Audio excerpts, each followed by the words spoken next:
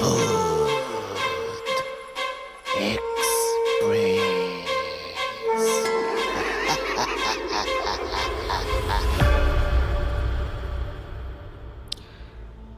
Welcome back, সকলকে জানাচ্ছি স্বাগত আরও একটা নতুন এপিসোডে। এই মুহূর্তে শুনছেন ভূত এক্সপ্রেস। আমি শুভ আছির সাথে।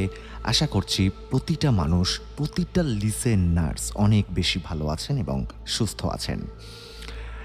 আজকে বছরের শেষ দিন, তাই প্রত্যেকটা মানুষকে জানাচ্ছি হ্যাপি নিউ ইয়ার। এবং যারা যারা শুনছেন, যারা যারা আমার ফ্যামিলি মেম্বার্স, তাদের এই নতুন বছরটা খুব ভালো কাটুক, এটা আমি ভগবানের কাছে প্রার্থনা করব।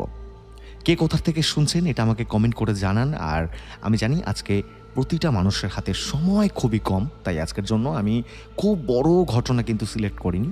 একদম ছোট্ট ঘটনা আমি সিলেক্ট করেছি, যেগুলো ছোট্ট ঘটনা কিন্তু জাম্প স্কেয়ার ঘটনা। হঠাৎ করে তোমরা ভয় পেয়ে উঠবে এই ঘটনাগুলি শুনলে। আশা করছি আজকের এপিসোড সবার খুব ভালো লাগবে, খুব এনজয় করবে। আর আমি জানি আজকে সবাই খুব ব্যস্ত আছো, কেউ ফ্যামিলির সাথে ব্যস্ত, কেউ পরিবারের সাথে একদম পিকনিক নিয়ে বসে পড়েছো, আমি জানি। কিন্তু আমি চাইবো তোমরা একটু হলেও আমাকে সময় দাও, আজকের এপিসোডটা শোনো, শুনে আমাকে কমেন্ট করে জানাও কার কতটা ভয় লাগলো এবং কে কীরকমভাবে এনজয় করলে আজকের এপিসোডটাকে।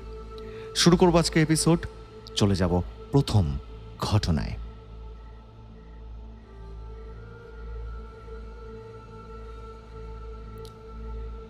ঘটনা লিখেছেন শরিয়ান আহমেদ। তিনি লিখেছেন, গ্রামের জীবন যতই শান্ত আর সুন্দর মনের হোক না কেন, মাঝে মাঝে এমন কিছু ঘটনা ঘটে যা আমাদের কল্পনার বাইরে থাকে। আজ আমি আপনাদের একটা সত্য ঘটনা শোনাতে যাচ্ছি, যা আমার প্রতিবেশী আছর আলী চাচার জীবনে ঘটেছিল। সে রাতের কথা আজও গ্রামে এক আতঙ্কের গল্প হয়ে রয়েছে। আছর আলী চাচা এবং তার ছোট ভাই, যার নাম ছিল আশরফ, এদের দুজনেরই মাছ ধরার নেশা ছিল।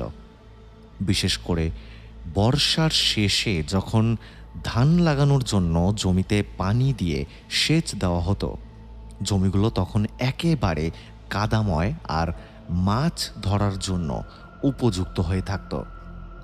এক রাতে আছর চাচার সাথে তার বউয়ের ভীষণ ঝগড়া হয়। ঝগড়ার পর তার বউ আর কিছুতেই ঘুমাতে পারে না। রাত তখন কটা হবে, প্রায় 12টা কি একটা।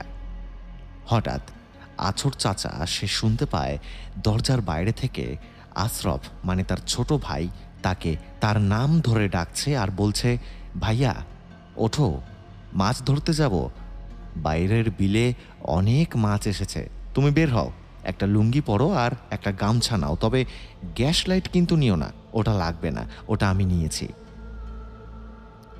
আশরাফের ডাক শুনে আছর চাচা ঘুমের ঘোরেই উঠে সব কিছু গুছিয়ে নিয়ে বাইরে বেরিয়ে যায়। চাচার বউ সব কিছু দেখতে পাচ্ছিল, কিন্তু সে আশরফের ডাকটা কিন্তু শুনতে পায়নি। সে ভাবছিল হয়তো চাচা বাথরুম করার জন্য বাইরে যাচ্ছে, কিন্তু সত্যি ঘটনাটা কারোরই জানা ছিল না। তো যাই হোক, আছর আলী চাচা বাইরে বের হয়ে এগিয়ে যায়, আর তার সামনে তার ভাই আশরফও এগোতে থাকে। বাইরে তখন অন্ধকারে একেবারে ঢাকা, ঠান্ডা হাওয়ায় সারা গ্রাম শান্ত হয়েছিল। আছর চাচা বারবার জিজ্ঞাসা করছিল, কোথায় নিয়ে যাচ্ছিস রে আশরফ? আমরা তো বিলে যাব, তাহলে এদিক দিয়ে কেন যাচ্ছিস? তার কথায় আশরফ কোনো উত্তর দেয় না। সে চুপচাপ সামনের দিকে এগিয়ে যায়। একসময় তারা সেই জঙ্গলের কাছে গিয়ে পৌঁছায়, যাকে আমরা গ্রামের ভাষায় আড়া বলে থাকি। এই জায়গাটা নিয়ে নানান রকম গা ছমছমে কথা আমাদের ওই গ্রামে প্রচলিত আছে। জঙ্গলের কাছে পৌঁছানোর পর হঠাৎ আছর আলী চাচার চোখে যা ধরা পড়ে, তাতে তার সারা শরীর একেবারে ঠান্ডা হয়ে যায়। সে দেখে তার ভাই আশরফ, সে ফিসফিস করে অদ্ভুতভাবে হাসছে আর ফিসফিস করে বলছে,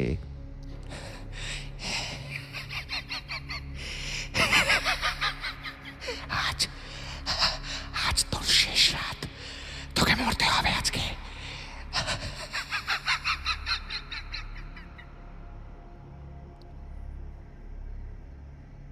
সে দেখে তার ভাই আশরফ, সে ফিস ফিস করে অদ্ভুতভাবে বলছে, তোকে মরতে হবে আজকে। এই কথাটা আছর চাচা স্পষ্টভাবে শুনতে পায়। সে বুঝতে পারে এটা আর যাই হোক না কেন, এটা তার ভাই আশরফ কিছুতেই হতে পারে না। এটা দেখে ভয়ে আছর চাচা কি করবে কিছুই বুঝতে পারে না। সে কোনো রকমে দৌড়াতে শুরু করে সেখান থেকে। তার সারা শরীর একেবারে ভারী হয়ে যায় সেই সময়। আছর চাচা দৌড়াতেও পারছিল না, কিন্তু সে শরীরের সমস্ত শক্তি এক করে কোনো রকমে দৌড়ে পালায় ওখান থেকে। এদিকে তার বউ ঘরে বসে ভাবছিল এতক্ষণ ধরে তার স্বামী বাইরে কি করছে। এই ভেবে তার বউ আশেপাশের কিছু লোকজনকে ডাকে, আর তারা সবাই মিলে টর্চ লাইট এবং হারিকেন এই জাতীয় জিনিসপত্র নিয়ে বাইরে বেরিয়ে পড়ে আছর চাচাকে খুঁজতে। অনেক খোঁজার পর আছর চাচাকে পাওয়া যায়। সবাই দেখে আছর চাচা গ্রামের ওই বিলের ওখানে, মানে যেখানে তারা মাছ ধরতে যেত, ওখানে মৃত অবস্থায় পড়ে আছে। তার মুখ একেবারে বেঁকে গিয়েছে, আর তার চোখ দুটো বড় বড় করে খোলা, মনে হচ্ছে যেন সে কোনো কিছু দেখে ভয় পেয়েছে। এই ছিল ভাইয়া আমার ঘটনা। এই ছিল প্রথম ঘটনা। ছোট্ট একটা ঘটনা দিয়ে শুরু করলাম আজকের এপিসোড। চলে যাব দ্বিতীয় ঘটনায়। ঘটনা লিখেছেন বাঁধন পাল। তিনি যেভাবে ঘটনাটি লিখেছেন ঠিক সেভাবেই পড়ে আমি সকলকে শোনাচ্ছি। তিনি লিখেছেন, আজ যে ঘটনাটি আমি শেয়ার করছি এটা আমার জীবনের একটা সত্য ঘটনা। সময়টা ঠিক মনে নেই, তখন আমার বাবা আর্মিতে কাজ করতেন।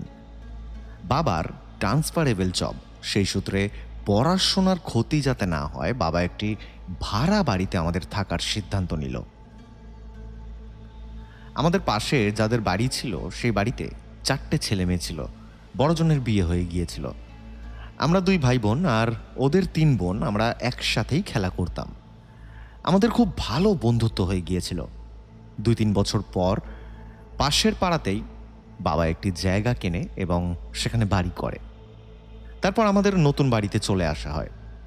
নতুন বাড়িতে চলে আসার পর ওদের সাথে আমাদের তেমন আর কোনো যোগাযোগ ছিল না। আমি মামার কাছেই পড়তাম। পাশের পাড়াতেই আমার মামার বাড়িটা ছিল। মামার কাছে পড়তে যাওয়ার সময় ওদের সাথে দেখা হতো মাঝের মধ্যে, এইটুকুই। এরকম করে বছর পার হয়ে যায়। মাঝে একদিন হঠাৎ শুনলাম ওদের 3 বোনের মধ্যে যে মেজো বোন তার ভীষণ অসুখ হয়েছে, চিকিৎসার জন্য অনেক টাকা লাগবে, কিন্তু অর্থের অভাবে ওর বাবা চিকিৎসা করাতে পারছিল না, তাই ও বেশিরভাগ সময় অসুস্থই থাকছিল। তারপর এলো শীতকাল। মামা সকাল 6টায় পড়াতো সকলকে। অজ্ঞতা সেই ঠান্ডাতেই কাঁপতে কাঁপতে পড়তে যেতে হতো। এমনই এক সকালে মামার কাছে পড়তে যাচ্ছি, তখন দেখলাম পাপিয়া, মানে আমাদের ভাড়া বাড়ির পাশের বাড়িতে যেই মেয়েগুলো থাকতো তার মধ্যে যে মেজো মেয়েটি ছিল তার নাম ছিল পাপিয়া, সে চাদর মুড়ি দিয়ে দাঁড়িয়ে রয়েছে। ও ভীষণ রোগা হয়ে গিয়েছিল, শরীরের মাংস এক টুকরো নেই বললেই চলে। লিকলিকে ফ্যাকাশে চেহারা হয়ে গিয়েছিল ওর, চোখের নিচে কালো কালো দাগ পড়ে গিয়েছিল। আমি কথা বলতে চেয়েছিলাম, কিন্তু জানি না কেন আমি মুখ ফুটে কিছুই বলতে পারলাম না। মনে মনে ভাবছিলাম কি করে যে এরকমটা হলো ভগবানই জানে। আসলে ছোট ছিলাম বলে অত বুঝতাম না তখন। যেহেতু আবার পড়ার তাড়া ছিল, তারপর আমি আর ওর সাথে বেশি কথাই বলিনি। আমি যেহেতু পড়তে যাব তাই তাড়াতাড়ি ওখান থেকে চলে যাই। তারপর বাড়িতে আসলাম। বাড়িতে এসে আমার মাকে বললাম যে, মা জানো আজকে না পাপিয়াকে দেখলাম জানো তো কি রোগা হয়ে গিয়েছে। মা বলল, কি যাতা বলছিস? পাপিয়াকে দেখেছিস? পাপিয়া তো মারা গিয়েছে 3 দিন আগে। কথাটা শুনে তখন কি অনুভব করেছিলাম মনে নেই, কিন্তু এখন যখনই এই কথাটা মনে পড়ে সেই ঘটনাটা ভেবেই আমার সারা শরীর একেবারে শিউরে ওঠে দাদা। জানি না সেদিন হয়তো ও আমার সাথে শেষ দেখাটাই করতে এসেছিল।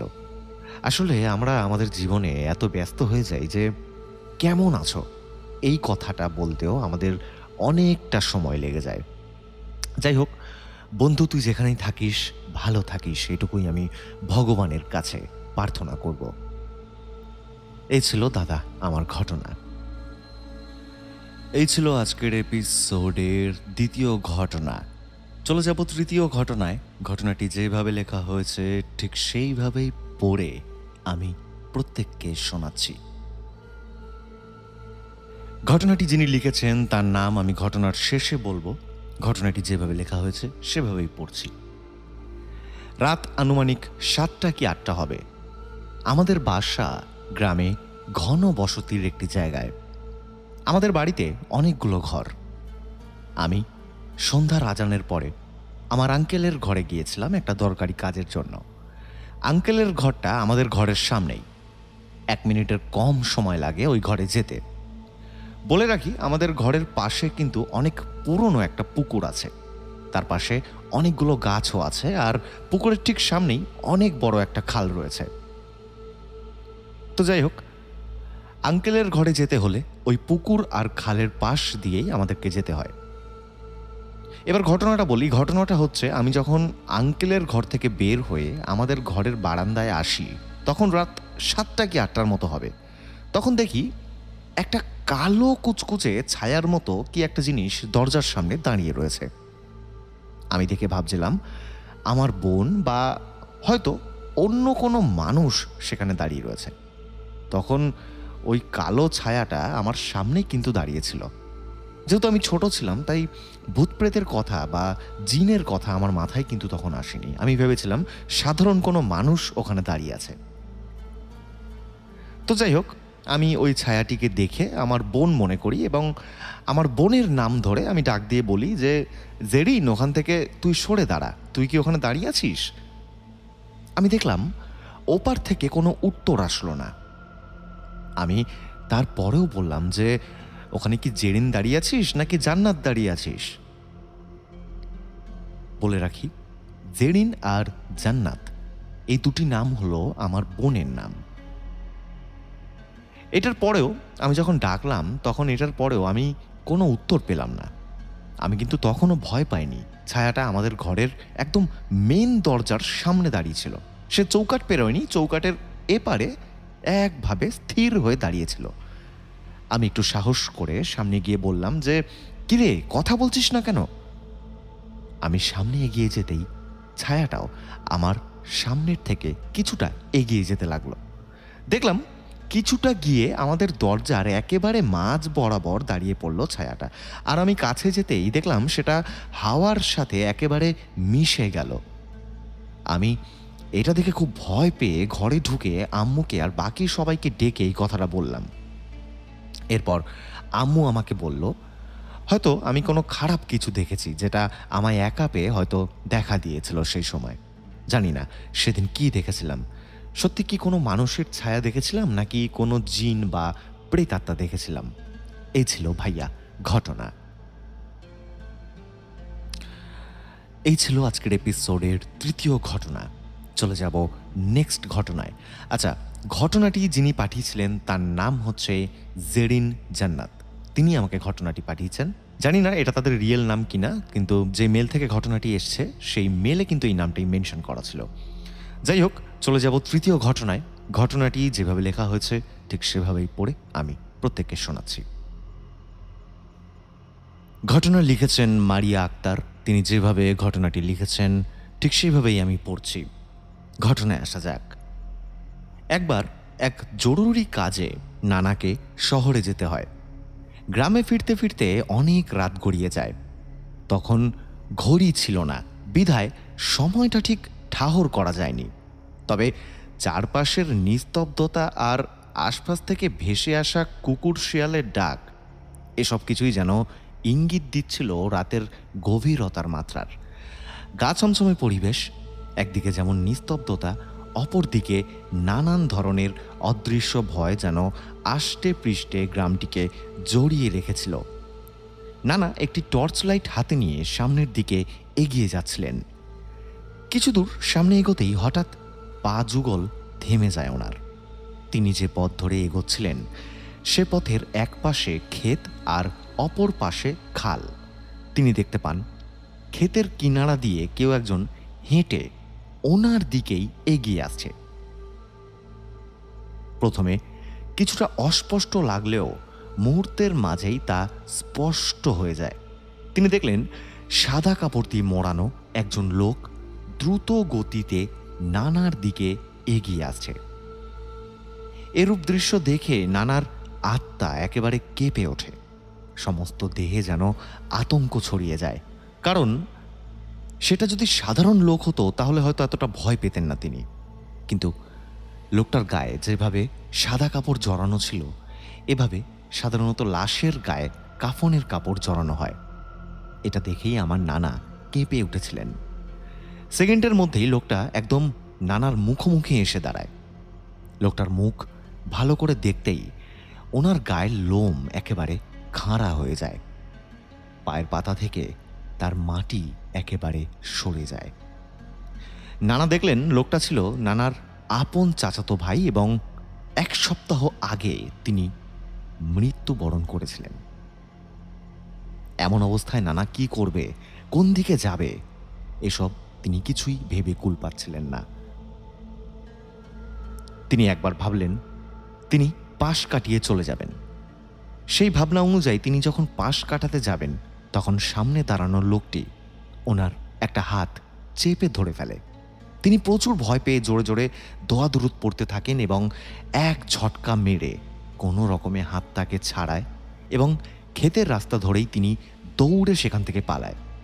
দৌড়াতে দৌড়াতে সামনে একটা মসজিদে গিয়ে তিনি ওঠেন। সেই রাতটা আমার নানা মসজিদে কাটিয়ে সকালবেলা বাড়িতে আসে। এই ছিল ভাইয়া নানার জীবনের একটি ভয়াবহ ঘটনা। আরেকটি ঘটনা বলি, এই ঘটনাটিও আমার নানার সাথেই ঘটেছিল। আমার আম্মু তখন খুবই ছোট। এক রাতে বাজার থেকে নানা একা একা বাড়ির পথে আসছিলেন। কিছুটা পথ আসতেই ওনার মনে হলো পেছনে কেউ সমান তালে তালে হেঁটে আসছে। তিনি তৎক্ষণাৎ পেছনে ঘুরে তাকালেন এবং তেমন একটা কিছুই তার চোখে পড়ল না। তিনি যে রাস্তা দিয়ে আসছিলেন সেই রাস্তাটা একেবারে ফাঁকা একটা রাস্তা ছিল। নানা ছাড়া দ্বিতীয় কোনো মানবের সেখানে কোনো অস্তিত্ব ছিল না। আমার নানা এই বিষয়টা তেমন আমলে না নিয়ে ফের হাঁটা ধরলেন। আবারও আমার নানার কানে হালকা শব্দে ভেসে আসলো কেউ যেন তার পায়ের সাথে তাল মিলিয়ে হেঁটে আসছে। আমার নানা ভয় পেয়ে তাড়াতাড়ি করে হাঁটতে শুরু করে সেখান দিয়ে। পেছন থেকে কেউ আবারও নানার পায়ের সাথে তাল মিলিয়ে হাঁটতে শুরু করে। কিছুটা আসার পর আমার নানা রাস্তার মাঝে একটা ইট রাখা ছিল, সেই ইটে হোঁচট খেয়ে ছিটকে পড়ে। তার হাতে এবং পায়ের বিভিন্ন স্থান থেকে চামড়া ছুলে যায়। আমার নানা বুঝতে পারে তার সাথে কি ঘটতে চলেছে। সে কোনো দিকে না তাকিয়ে একদমে দোয়া দরুদ পড়তে শুরু করে। ঠিক সেই সময় নানার পেছন থেকে একটা ঝোড়ো হাওয়ার মতো দ্রুত বয়ে চলে যায়। একদম আমার নানার পাশ থেকে একটা ঝোড়ো হাওয়া বয়ে যায়। নানা বুঝতে পারে সে যদি ওই সময় দৌড়ে পালানোর চেষ্টা করত তাহলে হয়তো তার প্রাণ চলে যেত। কিন্তু সে যেহেতু হোঁচট খেয়ে পড়ে গিয়েছিল তাই সে সেখানেই পড়ে থেকে দোয়া দুরুদ পড়ছিল ভয়ে। হয়তো দোয়া পড়ার জন্য তার প্রাণ বেঁচে গিয়েছিল। এই ছিল ভাইয়া আমার নানার সাথে ঘটা দুটো ঘটনা। এই ছিল আজকের এপিসোডের কিছু ছোট্ট ছোট্ট ঘটনা, যেগুলো একদম সত্যি ঘটে যাওয়া ঘটনা। সেগুলোই আমি আজকে প্রত্যেকটা মানুষকে শোনালাম। নতুন বছরটা সবার খুব ভালোভাবে কাটুক, আমি এটাই চাইবো। সবাই ভালো থেকো, দেখা হবে নেক্সট এপিসোডে। আজকের মতো শুভরাত্রি।